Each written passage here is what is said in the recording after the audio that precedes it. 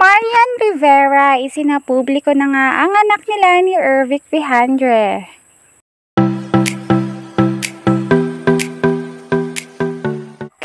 Kabila nga ngayong paksa ng mga usapan ang tungkol sa umano'y anak ni Marian sa ex-boyfriend nitong si Councilor Ervic Vijandre.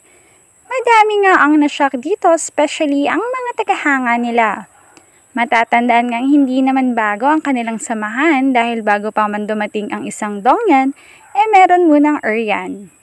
Sa pag-amin nga ng politician na ito ay umani ng samot-saring reaksyon ito. May ilan na hindi naniniwala, subalit may ilan din namang naniwala agad. Pero sa kapapasok lamang na update ay mismong ang aktres na ang umamin nito.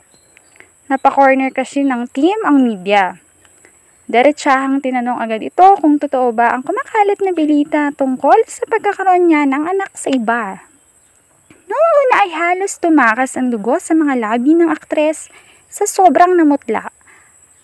Talagang pinagpawisan siya. Pero inamin din ito sa pamamagitan ng mga makahulugang pahayag. Tao lang din po ako, may mga desisyong hindi na pag-isipang mabuti dati. May mga past events sa buhay ko na maging masaya ako at may mga dumating na hindi inaasahan pero thankful pa rin ako. And yes, totoong nagkaanak na kami ni Pasensya na kung tinago ko yun. Tinago namin yun pero kasi nga lumalago yung career namin, especially yung career ko. So mas pipiliin ko munang mapalago yan dahil anak din naman namin na magbe-benefit noon. Walang alam dito si Dong kaya sobra ako nasasaktan. Sobra kasi hindi ko alam ngayon kung paano ako haharap sa kanya.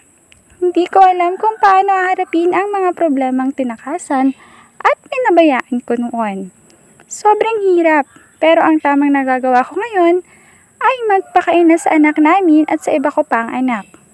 Panalangin at pagtitiwala talaga ang magiging puhunin ko para malampasan lahat ng pagsubok na ito.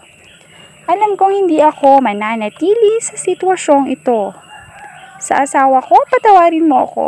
Patawarin mo ako at hindi ko agad nasabi sa'yo. Samantala ay wala pa namang reaksyon tungkol dito si Ding Dong. Ayon naman sa mga netizens, for sure ay mahirap ngayon ang pinagdadaanan ni Marian dahil naiipit siya at hindi naman niya siguro ginustong dumating sa puntong ito.